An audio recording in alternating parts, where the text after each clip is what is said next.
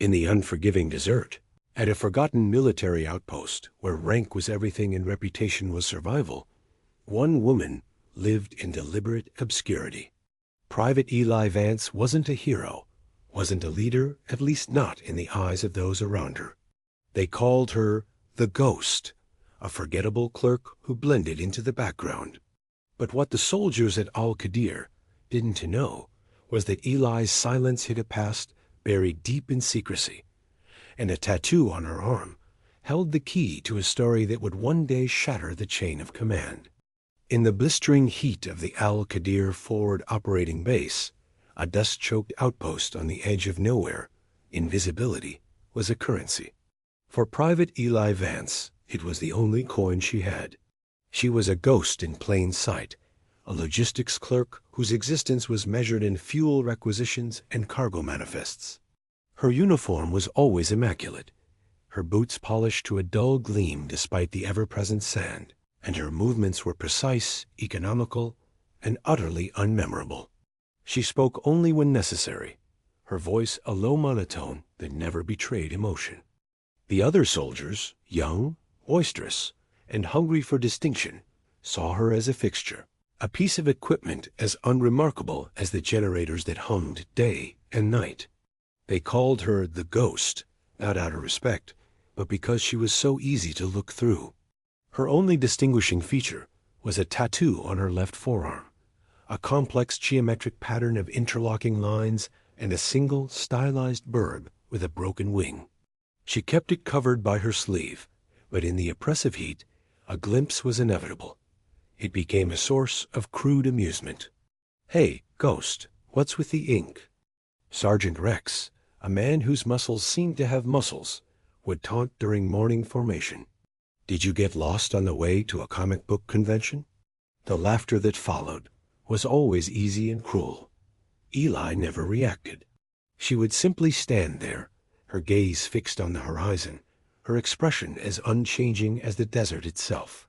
She took the mockery like she took the heat, a condition of her environment, to be endured, not engaged.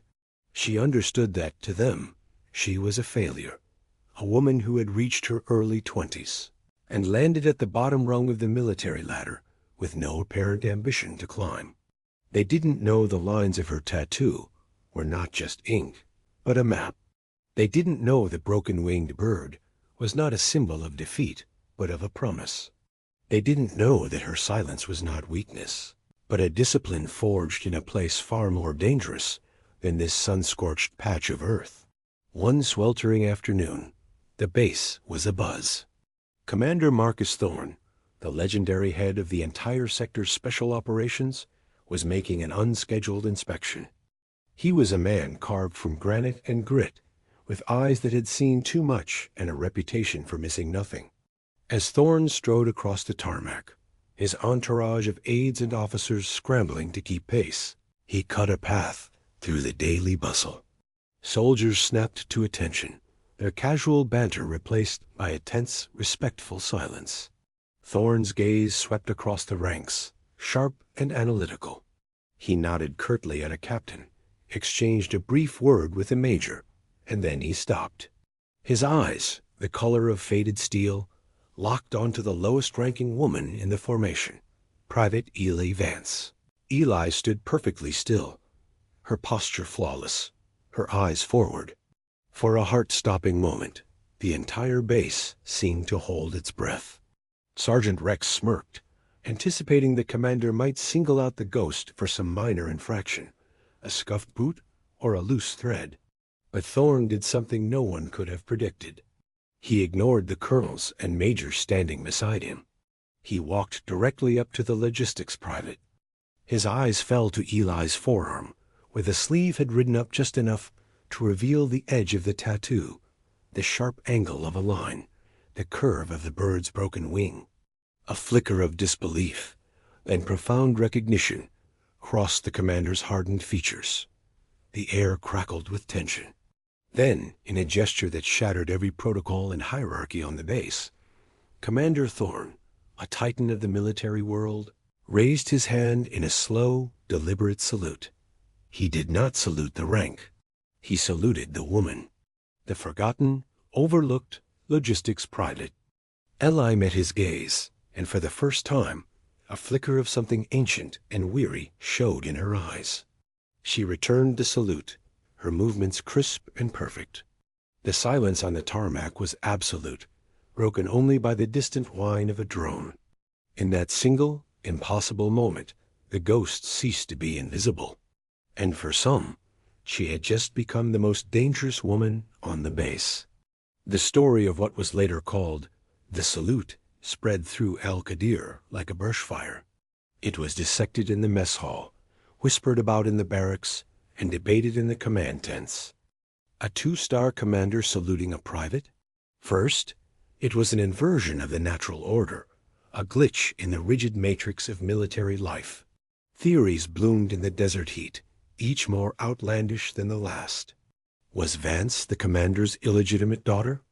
Had she saved Thorne's life in a past, undocumented encounter?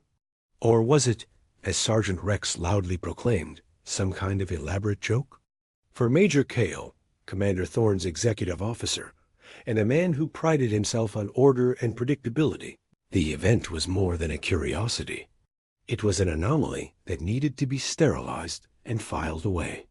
Cale was a master of the bureaucratic machine, a man whose ambition was matched only by his cynicism. He saw the world not as a collection of people, but as a series of assets and liabilities to be managed. Immediately after the incident on the tarmac, Thorne had dismissed his entourage with a wave of his hand and said 2 words to Eli. My office. The walk to the command center was a gauntlet of stunned and curious stares. Eli walked half a step behind the commander, her expression unreadable, her posture unchanged.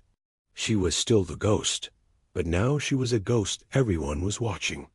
Inside Thorne's temporary office, a sterile, air-conditioned box fighting a losing battle against the oppressive heat, the commander finally spoke.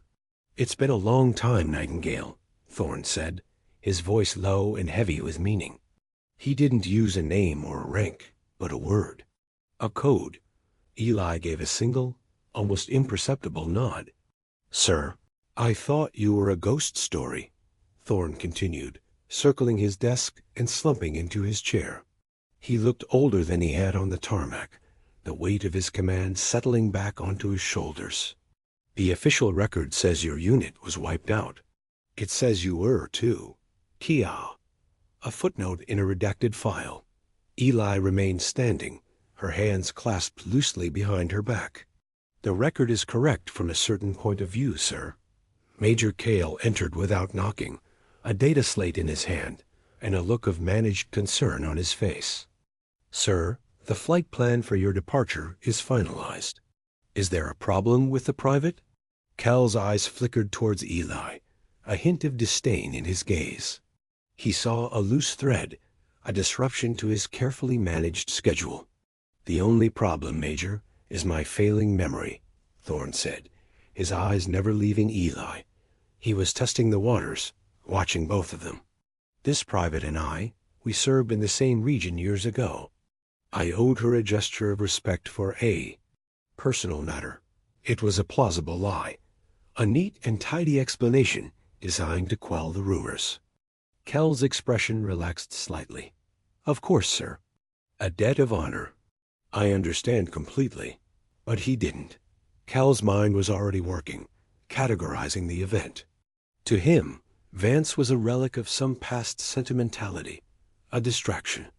He made a mental note to check the private service record, to ensure there were no other irregularities. Private Vance, Cale said, his tone dismissive, as if addressing a piece of furniture. You are from logistics, correct? See to it that the commander's transport is fully fueled and prepped. Dismissed. Eli didn't look at Cale. Her eyes were on Thorne. It was a silent exchange, a confirmation of something deep and unspoken. Only when Thorne gave a slight nod did Eli turn to leave. Yes, Major, she said, her voice flat. As the door closed behind her, Cale turned to Thorne. Sir, with all due respect, public displays like that can undermine the chain of command it creates. Questions. Thorne leaned back, steepling his fingers. Sometimes, Major, the right questions are exactly what we need. Don't worry about Private Vance. Worry about the perimeter sensors on the west quadrant.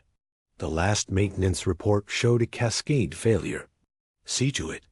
Cale stiffened, caught off guard by the abrupt change of subject. Yes, sir. Right away. He left, his mind already shifting from the curious private to the more concrete problem of faulty hardware. But Thorne wasn't thinking about the sensors.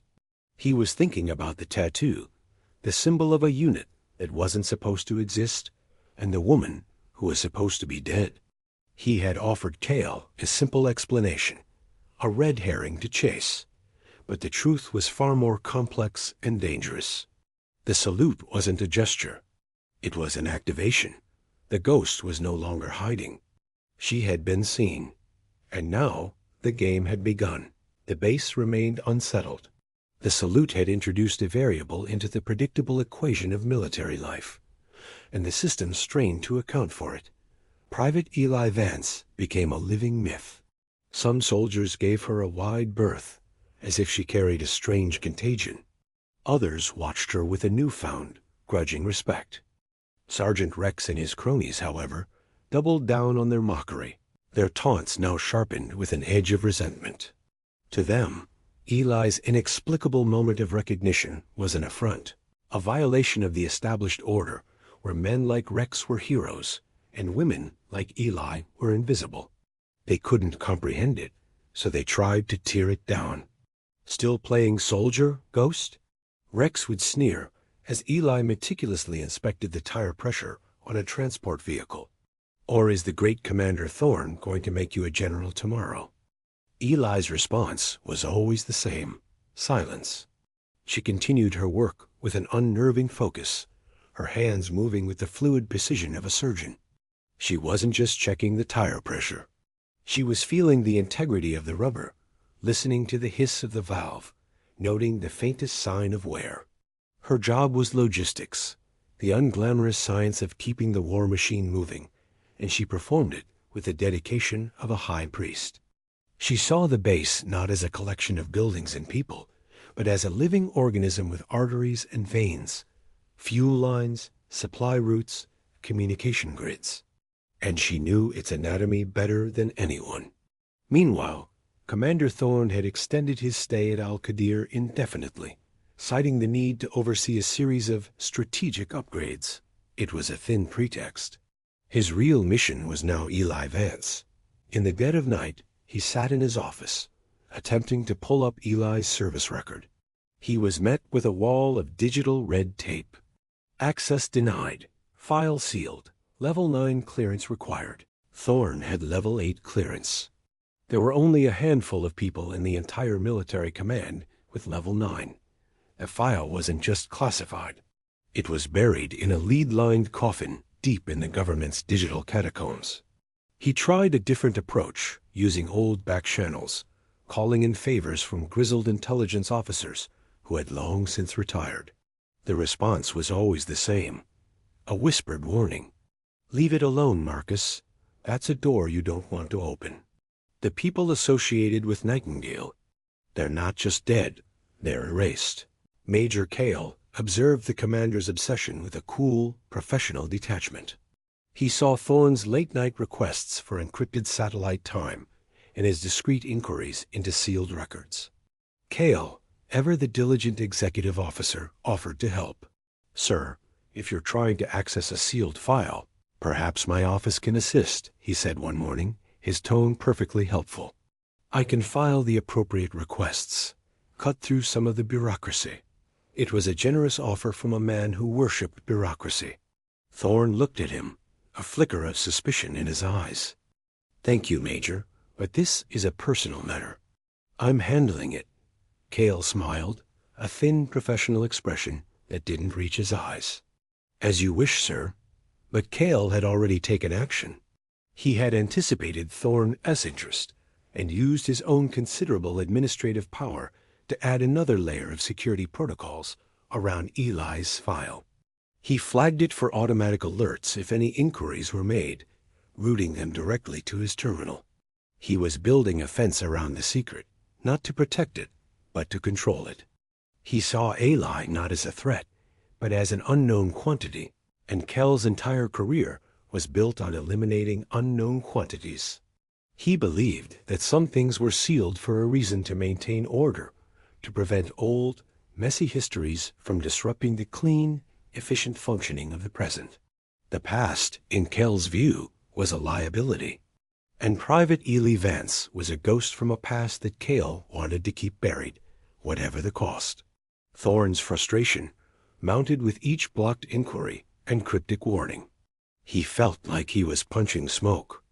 He knew what he saw: the unmistakable sigil of Project Nightingale, a unit so secret it was officially denied by the very people who created it. They were the intelligence community's ghosts, tasked with missions that existed in the spaces between official orders.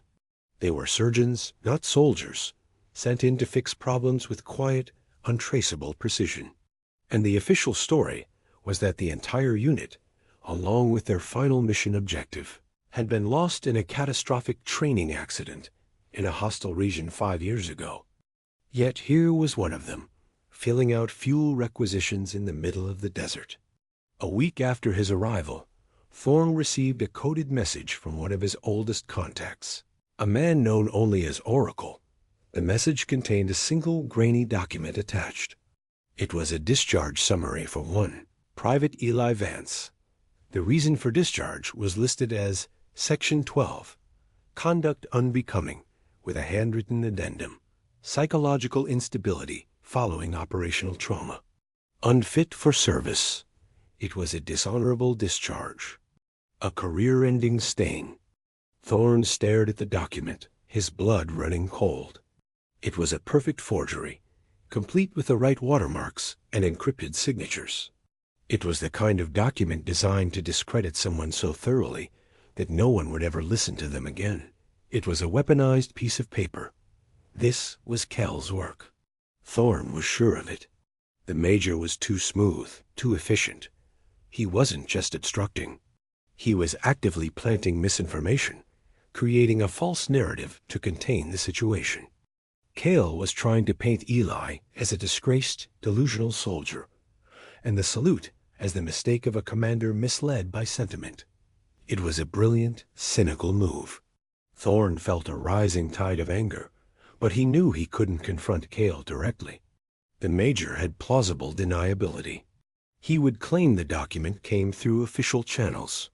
To challenge him would be to challenge the system itself, and Kell was a master of that system. Thorne was being outmaneuvered, not on a battlefield, but in a war of paperwork and whispers. He decided to change tactics. If he couldn't get to the truth through official channels, he would have to observe the source directly. He started spending more time outside his office, walking the base, his eyes always scanning for the quiet logistics private. He watched Eli in the motor pool, marveling at the economy of her movements as she diagnosed a complex engine problem that had stumped a team of veteran mechanics. Eli didn't just replace parts. She listened to the engine's rhythm, her head tilted as if in conversation with the machine. She found the flaw, a hairline fracture in a fuel line, almost invisible to the naked eye, and fixed it with a calm, focused intensity. He saw Eli in the supply depot, reorganizing pallets with an almost obsessive-compulsive precision. But it wasn't obsession. It was optimization. She was arranging supplies not by category, but by strategic importance, ensuring that medical kits and ammunition were more accessible than spare uniforms. She was thinking like a battlefield logistician, anticipating needs that hadn't even arisen yet. She was a master of her craft, hiding in plain sight, her genius mistaken for simple diligence. Every action Eli took was a testament to a level of training and discipline that was utterly at odds with her rank and her forged file. She was a dormant weapon, and Thorne realized with a growing sense of dread that something was coming that would require that weapon to be activated. The quiet on the base was a fragile thing, and he feared it was about to shatter. The shattering came without warning. It was 22 o'clock hours. The desert night sky, a blanket of brilliant, cold stars. The base was a small island of light and humming machinery in a vast sea of darkness. Then, in an instant, the island went dark. Every light, every humming generator, every glowing screen blinked out simultaneously. A collective gasp swept through the barracks. The backup generators, designed to kick in within 3 seconds, remained silent. It wasn't a simple power failure. It was a targeted kill. An electromagnetic pulse, localized and precise, had fried every modern unshielded circuit on the base. They were electronically blind, deaf, and dumb. Panicked, a creature that thrives in darkness and confusion began to stir. Shouts echoed across the compound. Young soldiers, accustomed to the comforting glow of technology, fumbled for flashlights. Officers barked orders that were swallowed by the disorienting silence. In the command center, the mood was frantic. Major Kale, his face illuminated by the eerie red glow of a single emergency chemical light, was shouting into a dead satellite phone. "Get me a systems report. Why are the backups not online? Get me sector command." His voice was strained, the usual calm precision replaced by a raw, frustrated anger. He was a man whose power came from the system, and the system was dead. Commander Thorne stood in the center of the room, his face a grim mask. He wasn't shouting. He was listening to the silence, to the rising fear outside. He knew this was not a random event. This was the opening move of an attack. But where was Eli? In the chaos, no one had seen the logistics private. Eli was not panicking. When the lights went out, she had been in the main supply depot, conducting her nightly inventory. The sudden, absolute silence was not a cause for alarm, but a signal. She felt a familiar calm settle over her, the cold, clear focus of a woman who had been in far worse darkness. She didn't reach for a flashlight. She didn't need one. She moved through the pitch-black warehouse with an unerring sense of direction, her hands brushing against familiar shelves and crates. She was navigating by memory, her mind a perfect schematic of the depot. She wasn't heading for the exit. She was moving deeper inside, towards a forgotten corner of the building, behind stacks of old, decommissioned equipment. There, on the wall, was a heavy steel panel, painted the same drab olive as the surrounding concrete. It was unmarked, its existence known only to a handful of engineers who had built the base a decade ago, and to the woman who had studied their original blueprints. Using a small, specialized tool from her pocket, she pried open the panel. Inside was a tangle of thick, insulated cables and a series of heavy, mechanical switches. It was the old analog power grid, a relic of a pre-digital age, installed as a last resort failsafe and then forgotten, deemed obsolete. The EMP hadn't touched it. Its circuits were too primitive, too crude to be affected. With methodical movements, Eli began to reroute power. She wasn't trying to restore the entire base. She was being selective, surgical. She threw a heavy switch, and a low hum vibrated through the concrete floor. A single bare bulb flickered to life, casting long shadows in the cavernous depot. Then another. She wasn't just turning on lights. She was re-energizing specific isolated systems. The perimeter fence's seismic sensors, the encrypted hardline communication link in Thorne's office, and the water purification plant. Essentials. Survival. She was bringing the base's skeletal system back to life, piece by painful piece, while everyone else was still lost in the dark. In the command center, a single screen on Thorne's desk flickered to life, displaying a simple, text-only interface. A green line of text appeared. Hardline ComSec. Active. Thorne stared at it, a slow smile spreading across his face. It wasn't the system that had saved them. It was the ghost. In the immediate aftermath of the blackout, a fragile order was restored. Eli's quiet intervention had brought critical systems back online. allowing Thorne to re-establish a secure line of communication with Sector Command and get a clearer picture of the situation. The official explanation for the blackout was a catastrophic generator failure, a story that was plausible enough for the general population of the base. But Thorne and Eli knew the truth. It was a test, a probe. Someone had wanted to see how the base would react when its technological eyes were plucked out. They were testing the defenses, looking for weaknesses before the real strike. Eli's actions had largely gone unnoticed in the confusion. She had slipped back into the shadows as easily as she had emerged from them, her work done. The few soldiers who had seen the lights flicker on in the depot simply assumed a backup system had finally worked. But Thorne knew. He summoned Eli to his office the next morning. The base was still in a state of controlled chaos, with engineers scrambling to repair the fried electronics. "The hard line," Thorne said, his voice a low rumble of appreciation. "That was you."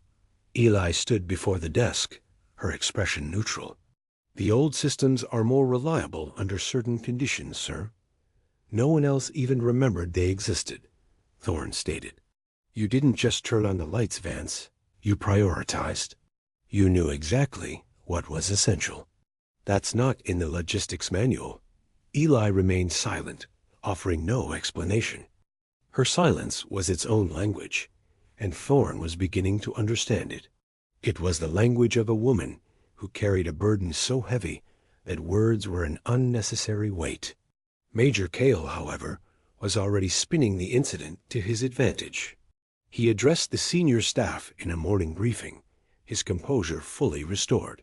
He painted a picture of a freak accident, but one that had revealed critical flaws in their infrastructure. "This event, while unfortunate, has served as a valuable stress test," Cale announced, his voice smooth and authoritative. "It has exposed our over-reliance on vulnerable digital systems. I have already drafted a proposal for a complete overhaul." He was positioning himself as the man with the solution, the steady hand who could turn a crisis into an opportunity for improvement. He took credit for the restoration of communications, vaguely attributing it to redundant systems that my team had recently inspected. He was erasing Eli's contribution, reasserting his control over the narrative. Thorne watched him, a cold knot of certainty tightening in his gut. Cale wasn't just an ambitious bureaucrat. His actions were too precise, his narrative control too complete. He was using the blackout to consolidate his own power and to push his own agenda. But was he merely an opportunist, or something more? The answer came sooner than Thorne expected. Cal's official investigation into the blackout needed a scapegoat, a simple solution to a complex problem. He found one in a young, disgruntled communications technician, Corporal Davis, who had recently been disciplined for minor security infractions. Cal's report was a masterpiece of circumstantial evidence and innuendo. It highlighted Davis's anti-authoritarian tendencies and his specialized knowledge of the base's electronic systems. The final damning piece of evidence was a fragment of code found on Davis's personal data slate code that, Cal's report claimed, could have been used to trigger the generator cascade failure. Corporal Davis was confined to quarters, his career and freedom hanging by a thread. It was a neat, tidy conclusion that satisfied the chain of command. The base had its villain, the system had its explanation, and Major Cale had his victory. While everyone was focused on the frame-up of Corporal Davis, the real attack came. It was silent, professional, and went almost completely unnoticed. A single seismic sensor on the far western perimeter, one of the few systems Eli had brought back online, registered a brief, anomalous vibration at 3 o'clock. It was the ghost of a footstep, a flicker of data that lasted less than a second before the sensor's log was remotely wiped. The system registered it as a data glitch, a common occurrence in the harsh desert environment. The breach was invisible to everyone except the woman who treated the base's logistics as a living, breathing entity. The next morning, Eli was cross-referencing fuel consumption logs with flight manifests, a mundane task she performed daily. she noticed a tiny discrepancy. A small, unmanned supply drone, designated DR-7, had been scheduled for a routine maintenance flight along the southern perimeter.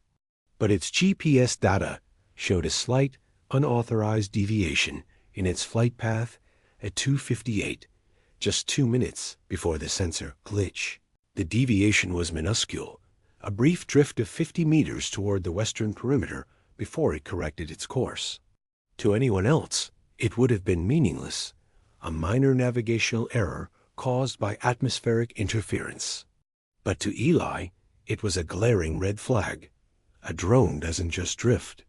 Its flight path is absolute. She overlaid the drone's path with the base schematic.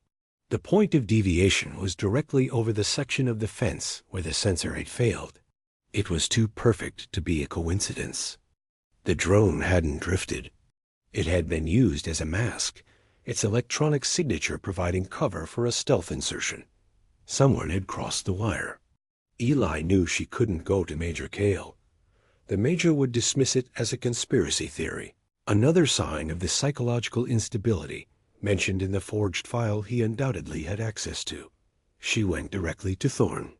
She found the commander in the makeshift communications hub, overseeing the slow, painful process of restoring the base's network. Eli stood quietly at the edge of the room, waiting to be noticed. Thorne saw her and immediately excused himself, leading Eli to a secluded alcove. "What is it, Vance?" Thorne asked, his voice low. Eli didn't waste words. She presented her data slate, showing the two pieces of information side by side, the drone flight deviation and the sensor data glitch. "They're inside, sir," Eli said, her voice a flat, factual statement. A small team. The blackout was a test. The drone was cover. "They're here." Thorne stared at the data, the pieces clicking into place with sickening clarity. The EMP, the scapegoating of Davis, the silent breach, it was all part of a coordinated, sophisticated plan.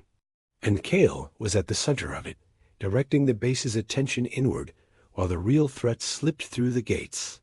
"He's been managing the investigation," Thorne murmured, more to himself than to Eli. "He controls the flow of information. He's directing us to look the wrong way." The false suspect, Corporal Davis, was not just a scapegoat. He was a misdirection, a bright, noisy distraction designed to keep everyone's eyes off the western perimeter. Kale hadn't just taken advantage of the crisis. He had orchestrated it. He was not just an opportunist. He was a traitor. "What do they want?" Thorne asked, his gaze locking with Eli's. Eli pointed to a specific grid coordinate on the base map displayed on her slate. It was an old, seemingly abandoned storage bunker, designated SB4, located in a remote sector of the base. "That's their target," Eli said. "Why? What's in there?" Eli finally turned her left forearm over, pushing up her sleeve to fully reveal the tattoo. The intricate lines, the geometric patterns, the broken-winged bird. It wasn't just a symbol. It was a schematic. "Everything," Eli said softly. "Project Nightingale wasn't just a unit, sir. It was a failsafe." The revelation hung in the air between them, heavy and cold. The enemy wasn't at the gates. They were already inside the wire, moving silently towards their objective, and the man in charge of the base as security was the one who had opened the door for them. Time was running out.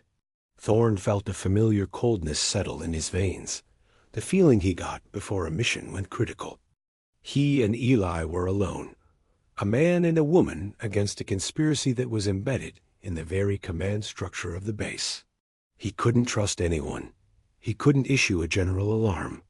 Kale would use it to create more chaos, providing cover for the infiltration team. They were on their own. "My office." "Now," Thorne said, his voice a hard whisper, "we're taking the board back."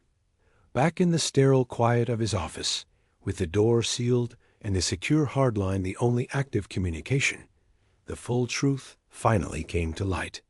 Thorne had used his reactivated comms to bypass Kale and the entire local chain of command sending a single heavily encrypted query directly to the one person he knew he could trust, the retired general who had first sanctioned Project Nightingale years ago.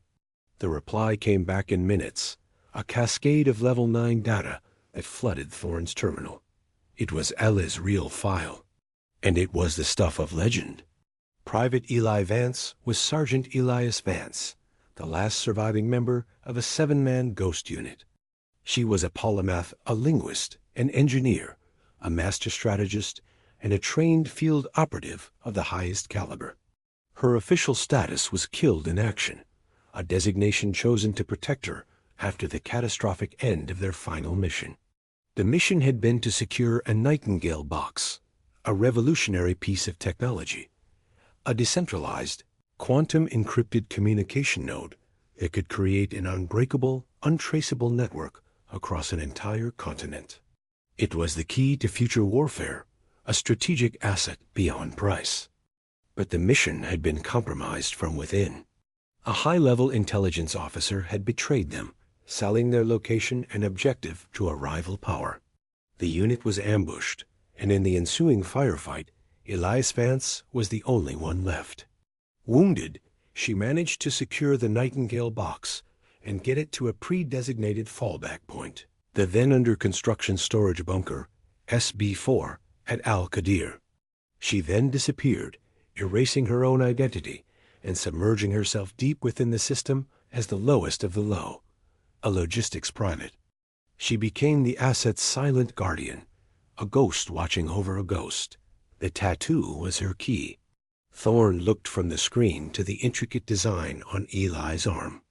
"It's not just a schematic, is it? It's a biometric lock," Eli explained, her voice devoid of emotion. "The lines correspond to the bunker's internal layout and the access sequence for the vault. The ink itself is laced with a unique protein marker keyed to my DNA. Only I can open it." The broken-winged bird was the symbol of their compromised mission. A fall, but not a failure. It was a promise to her fallen comrades that she would watch over their legacy.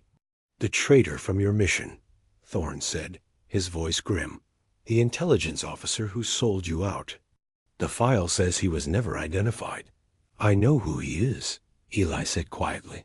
He rose through the ranks quickly after the mission failed. He built a career on managing the fallout from a disaster he created.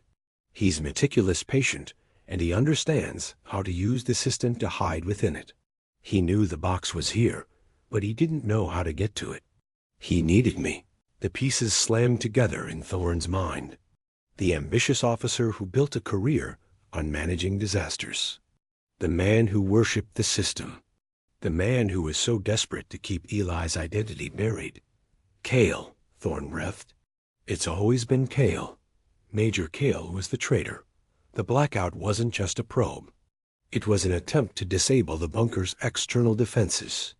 When Eli had unexpectedly brought parts of the grid back online, Cale had to accelerate his plan. He brought his infiltration team in under the cover of the drone and the trumped-up investigation into Corporal Davis. He was now moving to secure the prize he had been hunting for 5 years. "His team is on its way to the bunker now," Eli stated, her eyes fixed on the base map. "He'll try to force the vault.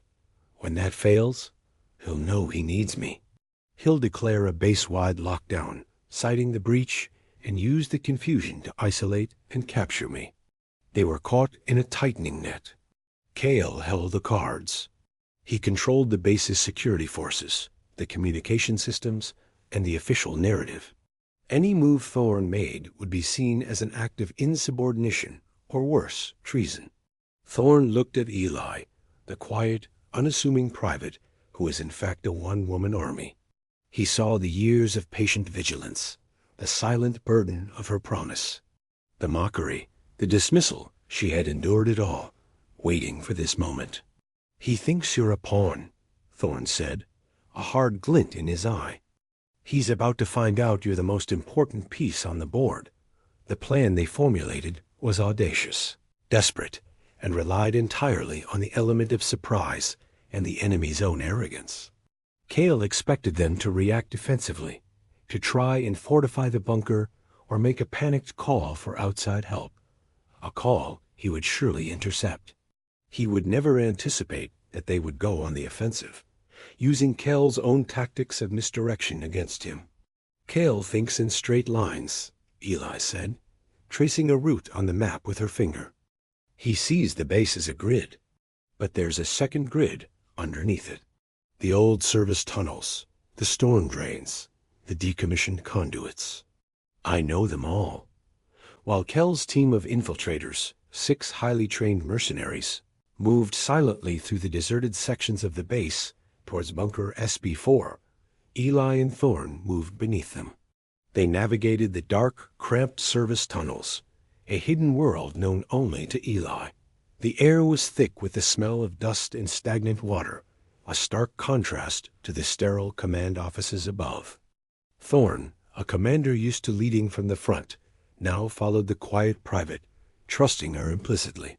Eli moved with a silent, fluid grace, her senses alive to the subtle shifts in airflow and the distant vibrations from above. She was in her element, a ghost moving through the veins of the base. Their destination was not the bunker. That was the bait. Their target was the central command center, the heart of Kel's power. They would cut off the head of the snake. They emerged through a maintenance hatch into a deserted server room, just one level below the command center. The timing had to be perfect.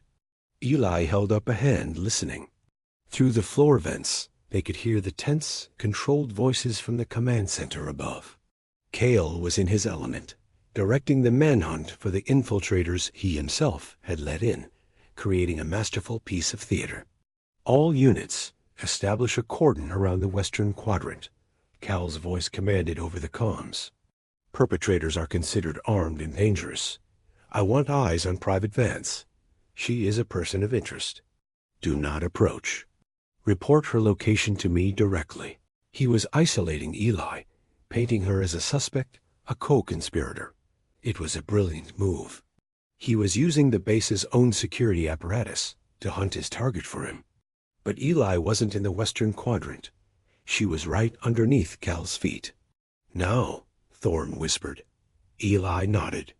She didn't use explosives or force.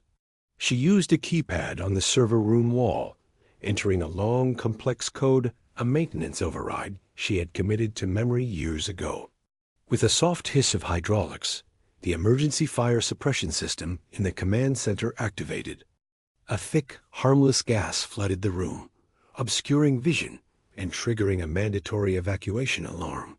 It was controlled chaos. As officers and technicians scrambled out of the gas-filled room, Thorn and Eli ascended the emergency ladder, emerging into the disarray. Kel was the last one to leave, his face a mask of fury at the interruption. He saw Thorn, and his eyes widened in shock. "Commander, what are you doing here?" "We have a security breach." "I know you do, Major," Thorn said, his voice cold as ice. "And I'm looking at him." The final act unfolded not in a hail of gunfire, but in a tense, public confrontation in the hallway, outside the command center. The base's senior officers, evacuated and confused, now formed an unwitting audience. Kel's mercenaries, realizing their primary mission at the bunker was a decoy, were already converging on the command center, their new objective to extract their paymaster. "This is absurd, Commander," Kel spat, trying to regain control.